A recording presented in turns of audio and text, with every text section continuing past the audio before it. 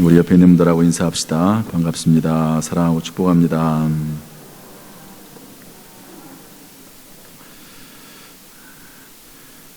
오늘은 시편 90편의 말씀을 가지고 같이 은혜를 나누고자 합니다.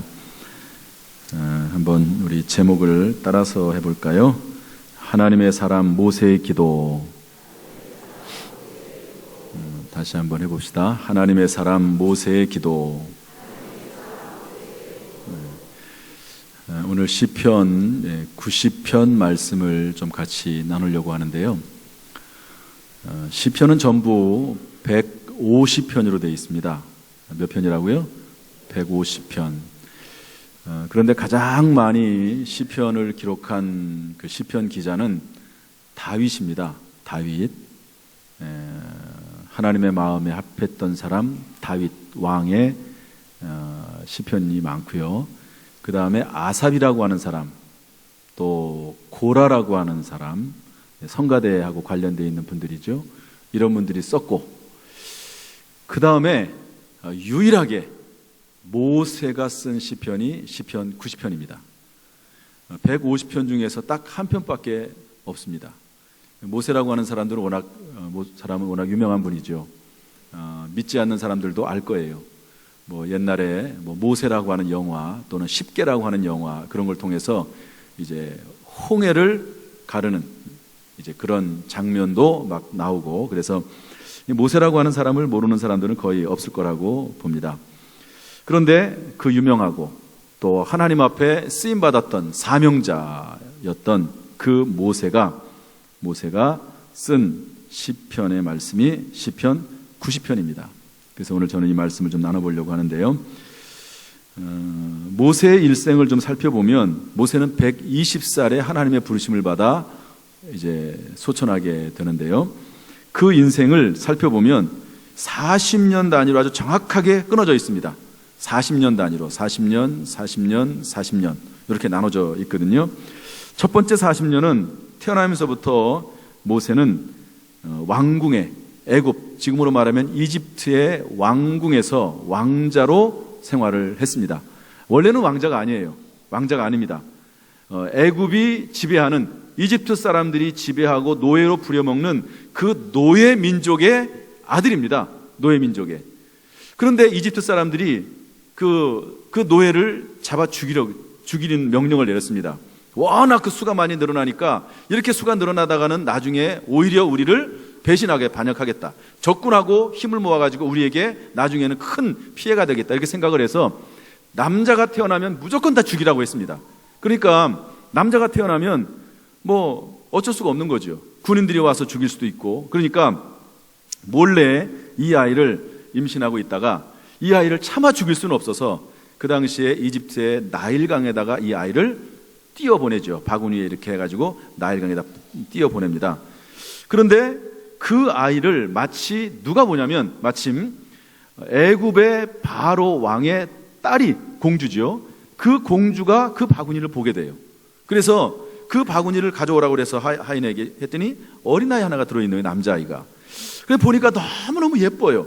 너무너무 예쁘고 참 마음에 들고, 그래서 그 공주가 그 아이를 자기의 양자로 삼습니다. 양자로. 원래는 노예 신분이기 때문에 도저히 있을 수 없는 일이죠. 죽어야 될 아이지만 정말 하나님께서 인도하셔서 이 아이를 물에서 건져내서, 모세라고 하는 이름의 뜻은 물에서 건져냈다라고 하는 의미거든요. 그래서 이 아이를 왕궁에서 자기의 아들로 기르게 됩니다. 참 있을 수 없는 일이죠.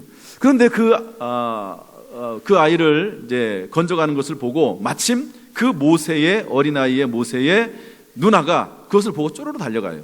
그래서 유모를 구해주겠다고. 왜냐하면 이 공주는 아이를 낳은 게 아니기 때문에 젖이 없잖아요. 나올 수가 없잖아요. 그러니까 유모를 소개시켜 주겠다고 그랬더니 오케이 해가지고 그 유모가 이제 기르게 되는데, 그 유모가 누굽니까? 모세의 친어머니가 그 모세를 기르게 되죠. 참 놀랍죠. 기구한 인생이라도 할 수 있지만 그러나 참 놀라운 일이 일어나게 됩니다. 그래서 모세가 왕자가 되고, 그리고 그 모세를 기른 사람은 친어머니가 되는 겁니다. 40년 동안 왕궁에서 생활을 하게 되지요. 그러는 가운데 아마도 그 모세의 어머니나 누나가 얘기를 했겠죠. 네가 이집트 왕자긴 하지만 그러나 너의 출신은 원래 히브리 사람이다, 유대 사람이다 하는 얘기를 분명히 했을 겁니다. 분명히 했을 거예요. 왜냐하면 다음의 내용을 보면 압니다. 이제 왕자로서 이제 여기저기 돌아다니고 또 이스라엘 사람들을, 유대인들을 이제 괴롭히고 노예 삼는 일들을 보고 그렇습니다. 그런데 하루는 자기의 동족이 막 열심히 일을 하고 있는데, 그런데 애굽 사람이 그 자기의 동족을 막 혹사하고 채찍질로 때리고 괴롭게 하는 모습을 봐요. 원래 그 모습을 보면 애굽 사람이라고 하면 거기에 대해서 화낼 이유가 없지요. 그런데 자기의 동족임을 알고 있기 때문에 분노가 일어납니다. 그 분노를 참지 못해가지고 그 병사를 죽입니다. 주먹으로 쳐서 죽여요. 할 수 없이 이제 도망갈 수밖에 없습니다. 그래서 왕자의 신분을 버리고 도망을 가게 되는데 그곳이 어디냐면 미디안들입니다. 미디안들. 거기에서 40년 동안 살게 되는데 양치기와 목자로 살아갑니다. 십보로라고 하는 아내를 거기서 만나고 이드로라고 하는 장인과 함께 거기서 살게 되는 거지요. 자, 그래서 왕자로서 애굽 땅에서 이집트 땅에서 40년, 그리고 양치기나 목자로서 미디안들에서 40년 동안을 살고 있었습니다. 그런데 80세가 되는 어느 날 하나님께서 모세를 부르세요. 호렙산에서 부르십니다. 모세야, 모세야, 이 땅은 거룩한 땅이니까 신을 벗어라. 그래서 하나님의 부르심을 받고 고통당하는 이스라엘 백성들, 애굽 땅에서 노예 생활하고 있는 그들을 꺼내와서 가나안 땅으로, 적과 꿀이 흐르는 가나안 땅으로 데리고 가라. 하나님께서 명령을 내리십니다. 그 중간에 뭐 있었던 이야기들을 잘 얘기하면 또 길고요. 어쨌든 그렇게 해서 하나님 말씀에 순종함으로 이제 이스라엘 백성들을 이끌고 나오게 됩니다. 여러 가지 재앙을 통해서, 여러 가지 일들을 통해서 데리고 나오는데요. 가나안 땅에 들어가는 시간은 약 한 충분히 넉넉 잡아도 40일은 들어갑니다. 거리상으로. 그런데 무려 광야에서 40년 동안을 있게 됩니다. 40년 동안. 얼마나 많은 고난과 시련을 당했는지 몰라요. 그러나 그것이 또한 훈련이 되기도 하고 하나님의 은혜와 하나님의 기적과 하나님의 살아계심을 체험하는 축복이 되기도 했습니다. 이렇게 40년 동안 광야 생활을 하다가 가나안 땅 바로 앞에 두고, 요단강을 바로 앞에 두는 느보산이라고 하는 곳에서 올라가서 하나님의 부르심을 받고 그 영혼이 떠나가게 되는 거죠. 이런 삶을 살았던 사람이 모세입니다. 그런데 그런 모세가 120년 동안 살고 자신의 인생을 뒤돌아보면서 지었던 인생론이 시편 90편입니다. 여러분, 이런 인생론 한번 들어보면 하지 않습니까? 인생 시입니다. 그리고 하나님께 올리는 기도입니다. 여러분은 지금 연세가 얼마나 되셨습니까? 나이가. 모세는 120살. 그리고 모세의 인생이라고 하는 게요, 정말 파란만장해요. 뭐 엄청난 일을 많이 겪었습니다. 최고의 왕자의 위치까지 있었지만 최고의 낮은 자리에 있었고, 아무튼 여러 가지 일들을 겪으면서 120년 동안 살았던 그 모세, 그의 인생론입니다. 위대한 신앙인이며 위대한 지도자요, 온갖 시련을 극복하고 사명을 감당했던 모세, 그 모세의 기도는 과연 무엇인가?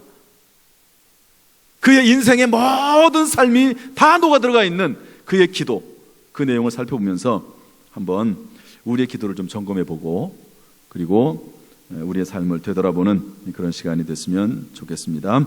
첫 번째로 모세는 이렇게 기도합니다. 우리 10절부터 12절까지 한번 읽어보겠습니다. 10절 12절 시작. 우리의 연수가 70이요 강변하면 80이라도 그 연수의 자랑은 수고와 슬픔뿐이요 신속히 가니 우리가 날아가나이다. 누가 주의 노여움의 능력을 알며 누가 주의 진노의 두려움을 알리까? 우리에게 우리날 계수함을 가르치사 지혜로운 마음을 얻게 하소서. 첫 번째 내용은 저를 따라서 합시다. 지혜로운 마음을 얻게 하소서. 어떻게 이 내용이 좀 가슴에 와 닿습니까? 뭐 일상적인 기도했네. 뭐 지혜로운 마음을 달라는 거 뭐 누구나 다 할 수 있는 내용이지. 그러나 우리가 모세라고 하는 사람의 인생을 되돌아보고 그의 삶을 되돌아볼 때, 더구나 그가 첫 번째 하나님 앞에 기도했던 내용이 지혜로운 마음을 달라, 이렇게 기도한 것은요, 우리가 좀 이거 그냥 지나가기엔 조금 너무 단순하다고 생각을 합니다. 그렇지 않아요. 그래서 저는 오늘 도대체 이 지혜로운 마음이라는 게 뭘까 하는 걸 좀 생각을 해보려고 합니다. 여러분들은 스스로 지혜롭다고 생각하십니까? 여러분 지혜로우십니까? 이런 말이 성경에 있습니다. 지혜로운 사람의 마음은 그 마음이 항상 초상집에 있고 미련한 사람의 마음은 그 마음이 잔치집에 있다. 이런 말이 있습니다. 이런 걸 보면 미련하다, 지혜롭다 하는 부분에 우리가 좀 생각을 좀 많이 해야 될 부분이라고 봅니다. 공부를 많이 했다고 지혜로운 것도 아니고 또 반대로 공부를 적게 했다고 미련한 것도 아니고 지혜는 조금 달라요. 똑똑하다고 해서 지혜로운 것도 아니고요. 그렇습니다. 지혜, 도대체 지혜라고 하는 것은 뭘까 하는 것을 오늘 모세의 말을 통해서 한번 알아보고, 그리고 우리가 지혜로운 마음을 얻게 달라고 할 때 참 정말 하나님 이런 지혜로운 마음을 주시옵소서, 이런 기도 제목으로 삼았으면 좋겠습니다. 우리 3절 4절 말씀 읽어보죠. 3절 4절 시작. 주께서 사람을 티끌로 돌아가게 하시고 말씀하시기를 너희 인생들은 돌아가라 하셨사오니 주의 목전에는 천년이 지나간 어제 같으며 밤의 한순간 같을 뿐임이니이다. 첫 번째로는 돌아간다는 거예요. 따라서 합시다. 돌아간다. 돌아간다는 게 뭐지요? 죽는다는 말이죠. 어른들이 이제 돌아가셨을 때, 죽으셨을 때 돌아가셨다 이렇게 말하죠. 돌아가신 겁니다. 그런데 모세는 말하기를 지혜로운 마음을 얻게 해달라라고 기도하면서 그 앞에 있는 내용을 쭉 살펴보면 그 지혜로운 마음이라는 게 죽는다는 거예요. 죽는다는 것을 아는 것이 지혜로운 사람이라는 겁니다. 그것이 지혜로운 마음이라는 거죠. 죽음이라고 하는 것은 인간의 한계 상황입니다.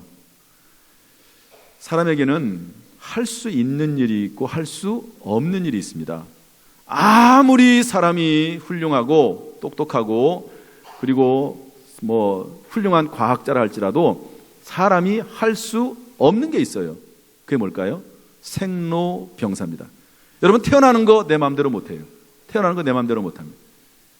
어느 날 어느 순간에 어느 집에 태어났더니 내가 그 집에 태어나서 그 집에 자녀가 된 거지 내가 원해서 그 집에 태어나는 거 아닙니다. 내 마음대로 못합니다. 생로, 늙는 거 내 마음대로 못해요. 여러분 아무리 좋은 것을 먹는다고 해도 약을 먹는다고 해도 늙는 걸 어떻게 막습니까?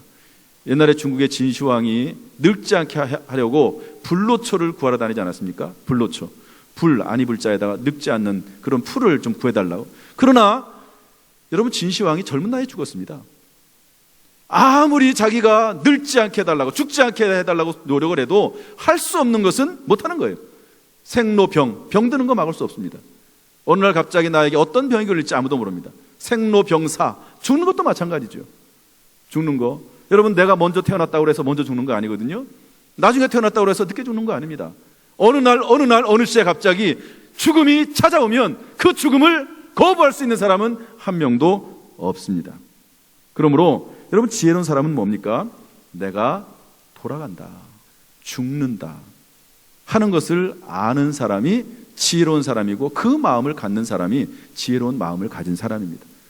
전도서는 인생에 대한 솔로몬의 인생론입니다. 이 시편 90편은 모세의 인생론이고 전도서는 솔로몬의 인생론입니다. 그런데 거기에 인생의 허무에 대해서 이 세상에서 가장 지혜로웠던 왕, 그 지혜의 왕의 인생론에 한마디로 말하면 인생은 허무하다는 거예요. 허무하다는 겁니다. 그런데 왜 허무하느냐? 인생은 죽는다는 겁니다. 죽음 앞에 인생이 도대체 무엇이냐? 그런 얘기를 하는 거죠. 그래서 우리는 살아가지만 우리 기쁘게 살아갈 필요가 있고 열심히 살아갈 필요가 있지만 그러나 마음 한구석에서는 나도 하나님이 부르시면 때가 되면 언제든지 갈 수 있다 하는 것을 생각하는 것이 지혜로운 마음입니다. 두 번째 5절부터 7절 말씀 읽습니다. 5절부터 7절 시작. 주께서 그들을 홍수처럼 쓸어가시나이다. 그들은 잠깐 자는 것 같으며 아침에 돋는 풀 같으니이다. 풀은 아침에 꽃이 피어 자라다가 저녁에는 시들어 마르나이다. 우리는 주의 노에 소멸되며 주의 분내심에 놀라나이다.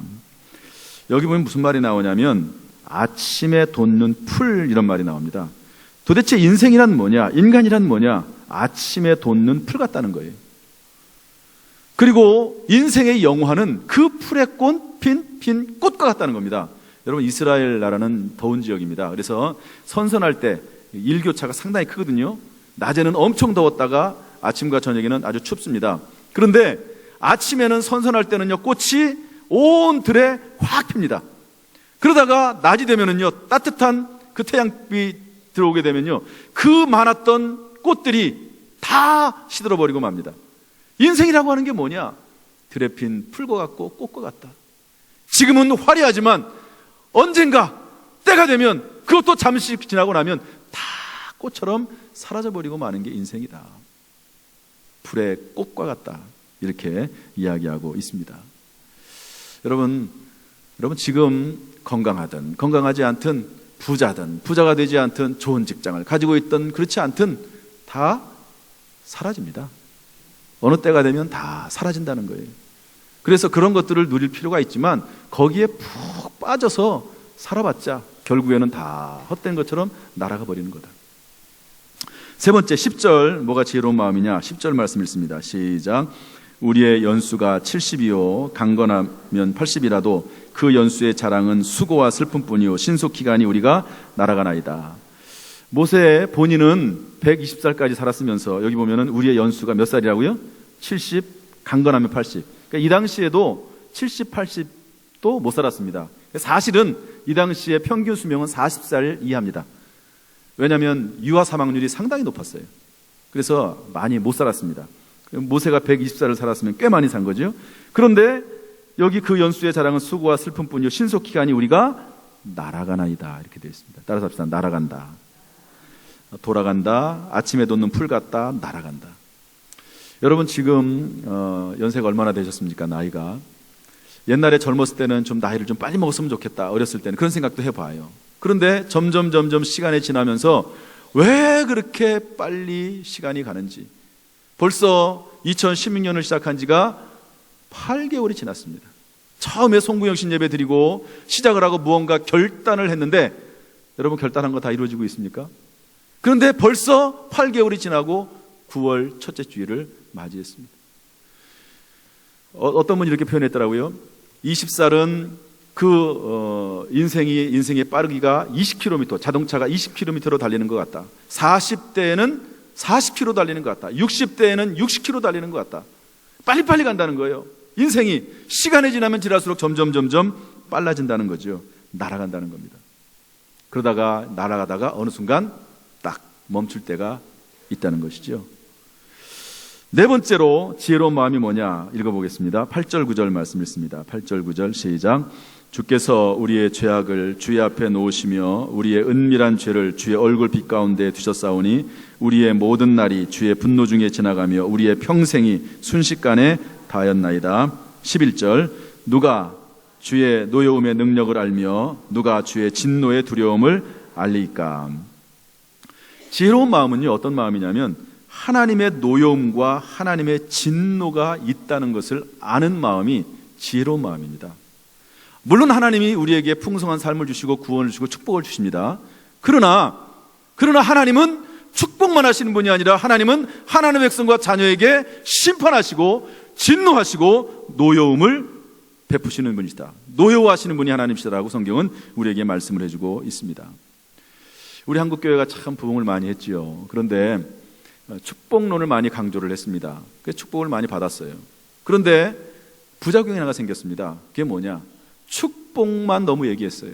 하나님의 심판과 하나님의 진노에 대해서는 이야기를 안 했습니다.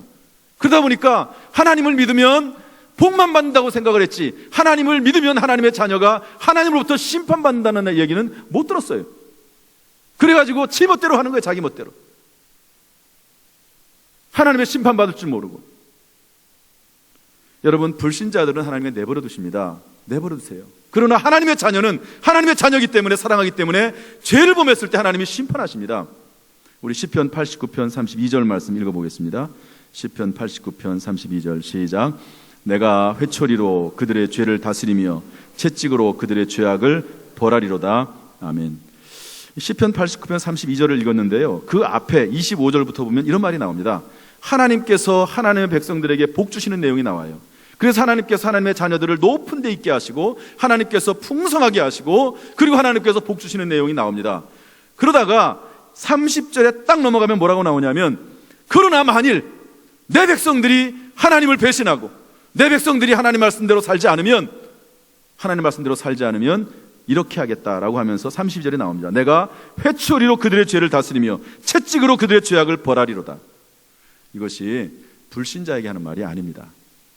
하나님의 백성, 하나님의 자녀들에게 하는 말입니다. 우리가 이것을 망각하면 안 됩니다. 하나님의 자녀들은 하나님께서 더 엄격하게 하십니다. 이 땅에서 엄격하게 하시는데요. 우리 고린도전서 5장 5절 말씀 읽습니다. 고린도전서 5장 5절 시작. 이런 자를 사탄에게 내주었으니 이는 육신은 멸하고 영은 주 예수의 날에 구원을 받게 하려 함이라. 이런 자가 누구냐면 신자 중에서 악한 자입니다. 교회 내에서 계모와 간음한 자입니다. 거기에 대해서 이야기를 했는데 말을 듣지 않아요. 그러니까 사도 바울이 그 얘기를 듣고 이런 자를, 이 교회 내의 악한 자를 사탄 마귀에게 내주었다고 되어 있습니다. 그 이유는 뭐냐? 육신이 이 땅에서 멸망받는 겁니다. 그러나 그 영혼은 구원받도록. 여러분, 우리가 예수 믿고 하나님의 자녀가 되면 여러분, 우리가 구원은 받아요. 천국은 갑니다. 그러나 이 땅에 생하는 죄에 대해서는 이 땅에서 하나님의 심판을 받는다고 성경은 분명하게 창세기부터 요한계시록까지 우리에게 말씀해주고 있습니다. 민수기 12장 14절 말씀 읽어보겠습니다. 민수기 12장 14절 시작. 여호와께서 모세에게 이르시되 그가 그의 아버지가 그의 얼굴에 침을 뱉었을지라도 그가 이랫동안 부끄러워하지 않겠느냐. 그런즉 그를 진영 밖에 이랫동안 가두고 그 후에 들어오게 할지니라 하시니. 출애굽하면서 광야 생활을 할 때 미리암이 모세를 비방했습니다. 뭐 잘못했으니까 비방을 했겠죠. 그런데 그 비방한 것에 대해서 하나님께서 미리암을 부르십니다. 미리암을 부르시더니 뭐라고 말씀하시냐면 네가 나의 종 모세 비방하기가 두렵지 아니하냐? 내가 쓰는 하나님의 종, 내 종, 나의 종 모세를 비방하기가 두렵지 아니하냐? 그러면서 미리암을 문둥병 걸리게 합니다. 오늘날로 말하면 아주 심한 피부병이죠. 엄청난 피부병을 걸리게 해요. 그 모습을 보고 모세가 하나님 앞에 기도합니다. 하나님, 미리암을 용서해달라고. 미리암이 모세의 누나잖아요. 용서해달라고 그렇게 기도합니다. 그랬더니 하나님께서 하시는 말씀이 뭐냐면 이렇게 말씀하시는 거예요. 그의 아버지가 그의 얼굴에 침을 뱉었을지라도 그가 이랫동안 부끄러워하지 않겠느냐. 침을 뱉고 침을 얼굴에 맞으면 그게 부정하다고 생각을 했거든요. 그래서 내쫓았습니다. 진영 밖으로 얼마 동안. 미리암이 그렇게 악한 비방죄를 저질렀는데 어떻게 그냥 놔둘 수가 있겠느냐. 진영 밖으로 내쫓아라 이렇게 말하는 겁니다. 여러분, 하나님은요 축복하시는 분이십니다. 할렐루야. 그러나 하나님은 진노하시고 심판하신 하나님이십니다. 이것을 잊어버리면 안 돼요. 잊어버리면 안 됩니다. 다른 사람을 잘못했다고 정죄할 수 있어요. 미리암처럼 그럴 수 있죠. 그러나 그것이 모세 같은 사람이라고 하면은요 거기에 대한 비방죄와 대적죄가 응답이 됩니다. 똑같은 더 악한 죄로 하나님께서 치리하신다는 사실을 우리가 기억을 해야 됩니다. 그러므로 여러분, 이 모세의 말처럼요 지혜로운 마음을 얻게 하소서 이렇게 되어 있잖아요. 지혜로. 이게 얼마나 지혜로운 마음입니까? 돌아간다. 아침에 돋는 풀 같다. 날아간다. 주의 노여움과 주의 진노가 있다. 여러분, 이게 지혜로운 사람입니다. 지혜롭다고 똑똑하게 가지고 말 잘하고 이게 지혜로 공부 많이 하고 이게 지혜로운 게 아니에요. 하나님의 지혜는 여기에 있습니다. 하나님의 지혜. 그러므로 하나님 앞에 기도할 때 여러분 이런 내용을 가지고 하나님 앞에 지혜로운 마음을 얻게 하소서. 이런 기도의 음성이, 기도의 목소리가 우리 가운데 있기를 주님의 이름으로 축복합니다. 두 번째로 우리 13절 말씀 읽습니다. 13절 시작. 여호와여 돌아오소서. 언제까지니까 주의 종들을 불쌍히 여기소서. 따라합시다. 불쌍히 여기소서. 두 번째는 불쌍히 여달라는 거예요. 이런 마음, 이런 기도는요 겸손한 기도입니다. 어떤 사람은요 하나님 앞에서도 교만한 사람이 있더라고요. 하나님 앞에서도 바리새인 같은 사람입니다. 하나님 앞에서 자기 의를 주장을 해요. 자기 의를 주장해요. 자기가 옳다는 거예요. 여러분, 하나님께서 의로웠던 사람 요셉을 꾸지람 하십니다. 어떻게 꾸지람 하신지 아세요? 요셉이 의인으로서 아무런 죄가 없이 이제 성경의 흐름에 의하면 하나님의 어떤 그 고난을 당하지 않습니까? 그런데 막 항변하잖아요. 내가 무슨 죄가 있어가지고 이런 어려움을 당합니까? 이렇게 얘기할 때 하나님께서 뭐라고 말씀하시냐면요, 여러분 욥기서 뒷부분을 보십시오. 뭐라고 말씀하면 욥에게 하는 말이 네가 천지를 창조하고 해와 덜과 별을 만들 때 네가 그 자리에 있었느냐? 네가 그것을 아느냐? 네가 과연 전지전능하신 하나님 앞에서 너의 정당성을 주장하느냐? 막 이렇게 막 하나님께서 막 몰아가십니다. 그러면서 하시는 말씀이 어미가 임신을 했을 때 그 뱃속에서 그 아이가 자라는 것을 네가 본 적이 있느냐? 막 이러면서 네가 얼마나 똑똑하고 훌륭하길래 너의 정당성을 하나님 앞에서 내 앞에서 주장을 하느냐? 이렇게 얘기하세요. 하나님께서. 요셉이 잘못했다라고 말하기보다도 자기의 의의를 주장한 거에 대해서 계속해서 하나님께서 꾸지람하십니다. 그랬더니 나중에 욥이 하나님 앞에 자복하지요. 하나님, 내가 잘못했습니다. 내가 불의한 자로서 하나님 앞에 내 의의를 주장했습니다. 여러분, 하나님 앞에서 의로운 사람이 누가 있습니까? 사람들끼리는 조금 높고 나쁘가 있어요. 아파트 건물, 높은 아파트가 있고 낮은 집이 단독주택에 사는 높낮이가 있습니다. 그러나 하나님 입장에서 볼 때는, 거룩하신 하나님 앞에서 볼 때는 다 죄인입니다. 다 죄인이에요. 그러므로 하나님 앞에 나올 때는 겸손하게 나는 죄인입니다라고 기도하면서 나와야 되는 것이 진짜 믿음이죠. 할렐루야. 우리 마태복음 15장 22절 말씀 읽어보겠습니다. 마태복음 15장 22절 시작. 가나안 여자 하나가 그 지경에서 나와서 소리질러 이르되 주 다윗의 자손이여 나를 불쌍히 여기소서. 내 딸이 흉악하게 귀신 들렸나이다. 가나안 여자는 이방 여자입니다. 예수님에게 찾아와서 고쳐달라고 하니까 예수님이 무시합니다. 이 제자들이 예수님한테 너무 시끄럽게 하니까 좀 어떻게 했으면 좋겠냐고 물어봤더니 예수님이 잠시 멈추어 서서 이렇게 말씀하시죠. 그 여자를 향해서 자녀의 떡을 취하여 개에게 던짐이 마땅치 않다. 이 여자를 개 취급한 거예요. 너는 개다. 우리 민족은 자녀라고 하면 너는 개와 같은 이방 민족이다, 이런 말이거든요. 얼마나 수치스럽고 모욕적인 말입니까? 그런데 이 말을 듣고 그 여인이 뭐라고 말하죠? 개들도 주인의 상에서 떨어지는 부스러기를 먹나이다. 예수님이 나를 개 취급해도 좋습니다. 그러나 내 딸만큼은 좀 살려주십시오. 얼마나 간절합니까? 얼마나 예수님에 대해 간절한 마음이 있습니까? 예수님이 그 말을 들으시고 뭐라고 말씀하시죠? 이 말을 하였으니 가라, 네 딸이 나았도다. 결국 뭡니까? 예수님께서 그 여인의 딸을 고쳐주지 않겠다는 게 아니에요. 그 여인을 테스트한 겁니다. 그 여인에게 딸이 고침받을 만한 믿음이 있는지 없는지를 테스트한 거예요. 그 말, 믿음의 말을 하기까지 기다린 겁니다. 여러분, 우리가 하나님 앞에 기도할 때 왜 응답이 없습니까? 하나님이 그 기도를 들어주기 싫어서가 아니라 그 기도를 받을 만한 믿음이 없는 거예요. 믿음이. 여러분, 그냥 하나님이 주시지 않습니다. 테스트하고 주십니다. 누가복음 18장 13절 말씀 읽어보겠습니다. 누가복음 18장 13절 시작. 세리는 멀리 서서 감히 눈을 들어 하늘을 쳐다보지도 못하고 다만 가슴을 치며 이르되 하나님이여 불쌍히 여기소서 나는 죄인이로소이다. 세리는 죄인입니다. 여기 똑같은 다른 장면이 또 본문에 나오는데요. 바리새인은 자기가 의인이라고 생각하는 사람입니다. 바리새인은 자기 의를 주장하면서 성전에서 기도했습니다. 세리는 자기가 죄인이라고 고백하면서 불쌍히 여겨달라고 기도했습니다. 예수님께서 그 옆에서 그 모습을 봤어요. 뭐라고 말씀하시죠? 하나님께서 바리새인의 기도는 듣지 않으시고 그리고 세리의 기도는 들으셨다 그랬습니다. 겸손하게 하나님을 찾고 하나님 불쌍히 여겨달라고 자복하는 마음으로 기도하는 그 기도, 여러분, 이런 기도가 지혜로운 사람의 기도인 줄로 믿습니다. 마지막 세 번째, 원래 6가지를 해야 되는데요, 시간이 없어서 3번까지만 하겠습니다. 14절 15절 있습니다. 시작. 아침에 주의 인자하심이 우리를 만족하게 하사 우리를 일생 동안 즐겁고 기쁘게 하소서. 우리를 괴롭게 하신 날수대로와 우리가 화를 당한 연수대로 우리를 기쁘게 하소서. 세 번째, 하나님의 사람 모세의 기도는 뭐냐면 우리를 기쁘게 하소서. 따라서 합시다. 기쁘게 하소서. 기쁘게 하소서. 그런데 14절에 보면 뭐라고 되어 있냐면 아침에 주의 인자하심이 우리를 만족하게 하사 일생 동안 우리를 기쁘게 하소서. 주의 인자, 하나님의 사랑이죠. 하나님의 사랑으로 우리를 만족하게 하셔서 일생 동안 기쁘게 해달라, 남은 생애 동안 기쁘게 해달라, 이런 말입니다. 아침에 란 말이 중요하다고 봅니다. 아침에. 여러분, 아침에 주의 은혜가 임한다는 거죠. 모세는 그렇게 생각을 했어요.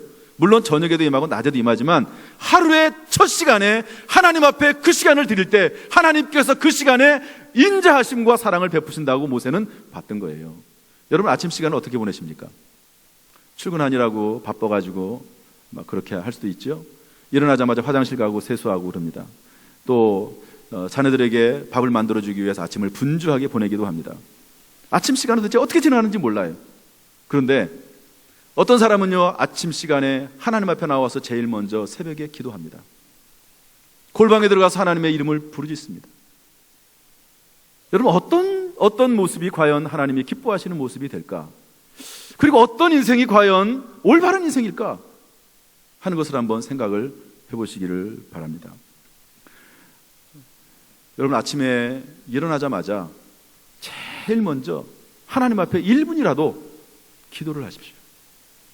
새벽 기도는 혹시 못 나오더라도 일어나자마자 여러분 1분 그 시간에 일어나자마자 하나님 앞에 무릎을 꿇든 그렇지 않든지 간에 그 시간에 하나님 앞에 기도할 수 있을 거라고 봅니다. 하나님, 오늘도 생명을 연장시켜 주셔서 고맙습니다. 내 생명을 연장시켜 주시고 하루를 시작하게 해주시니 감사합니다. 눈을 뜨게 하시니 감사합니다. 하나님, 오늘 하루를 통해서 영광 받으십시오. 여러분, 이 얘기하는데 얼마나 걸릴까요? 30초? 1분? 내 친구는요, 대학 때 일인데요, 자기는 일어날 때 이불을 덮고 자다가 일어나지 않겠습니까? 그럼 이불을 탁 들치면서 이렇게 말한대요. 할렐루야! 이런대요. 이불을 들치면서. 할렐루야가 무슨 뜻이죠? 하나님을 찬송합니다, 이 말이거든요. 일어나자마자 하나님 앞에 하나님을 찬송합니다. 그리고 하루를 시작하는 거예요. 여러분, 하루 1시간을 못 드리더라도 아침 시간에 그 시간에 제일 첫 번째 내 입에서 나오는 말이 하나님을 찬송합니다. 하나님을 경배합니다. 나를 통해서 하나님 영광 받아 주옵소서. 여러분, 이렇게 시작하는 그 인생이 얼마나 하나님 보시기에 아름답겠습니까?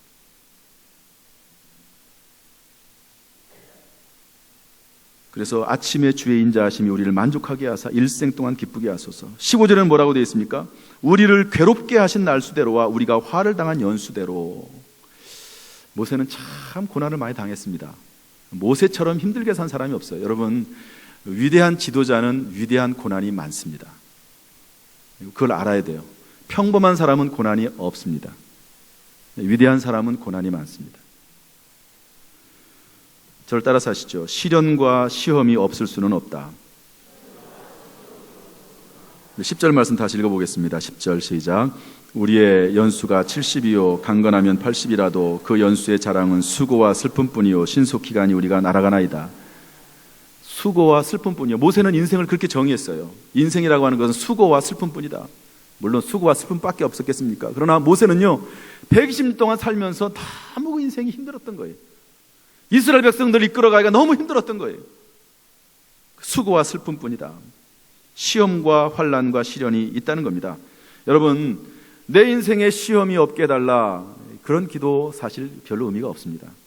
그런다고 해서 시험 환난이 없는 거 아닙니다. 문제는 위기를 기회로 만들고 문제를 축복으로 만들어 나갈 뿐이지, 크고 작은 시험과 환난이 끊임없이 우리의 생각 가운데는 다가오게 되어 있습니다. 하나님의 지혜와 능력을 받아서 이겨내는 거죠. 할렐루야. 여러분, 그래서 위기와 문제가 있을 때 낙심하지 말고 하나님의 지혜와 능력으로 이겨낼 수 있기를 주님의 이름으로 축복합니다. 말씀 안에 굳게 서기를 바랍니다. 야고보서 1장 5절 말씀 보면 누구든지 지혜가 부족하거든 후히 주시고 꾸짖지 아니하신 하나님께 구하라, 그러면 주시리라. 하나님이 살아계신 줄로 믿습니다. 하나님은 상 주신 하나님이신 줄로 믿습니다. 이스라엘 백성들이 광야 40년 동안 고생했더니 가나안 땅에 하나님이 들어가게 하셨어요. 기쁘게 하셨습니다. 요셉이 13년 동안 종살이 옥살이 했는데 결국 애굽의 총리로 만들어 주셨습니다. 믿음으로 살았더니 그런 거죠. 믿음으로 살았더니 그런 겁니다. 그냥 된 게 아니에요. 아브라함이 25년 동안 고생을 했습니다. 그런데 하나님께서 드디어 아들 이삭을 주셨습니다. 여호수아가 40년 동안 모세를 도와서 열심히 광야 생활을 했습니다. 그리고 모세의 뒤를 이어서 가나안 땅에 들어가서 정복하는 전쟁 5년 했습니다. 그랬더니 하나님께서 25년 동안 평안기를 주셨습니다. 다윗이 사울 왕에게 쫓겨다녔지만 믿음으로 살았습니다. 그랬더니 왕으로 세우셨습니다. 노아가 산 위에 방주를 지으면서 얼마나 많은 비방을 받았는지 몰라요. 아니, 어떻게 배를 짓는데 산 위에다 짓습니까? 사람들이 욕합니다. 손가락질합니다. 그럼에도 불구하고 하나님의 말씀대로 살아나갑니다. 다 죽었습니다. 모세와 그의 가족 8명만 살았습니다. 욥이 얼마나 많은 고난을 당했습니까? 온몸에 피부병이 들어가지고 욕창이 걸려서 죽을 뻔했습니다. 그러나 그럼에도 불구하고 믿음으로 살았습니다. 믿음으로 살았습니다. 하나님께서 그 노년에 갑절의 복을 주셨습니다. 할렐루야. 그러므로 여러분 하나님 앞에 이런 기도를 하세요. 여러분, 기쁘게 하소서. 아유, 뭐 당연한 기도네. 그러나 모세 인생 120년이 묻어난 기도입니다. 단순히 흘려보낼 그런 기도가 아니죠. 이런 기도가 우리 가운데 있기를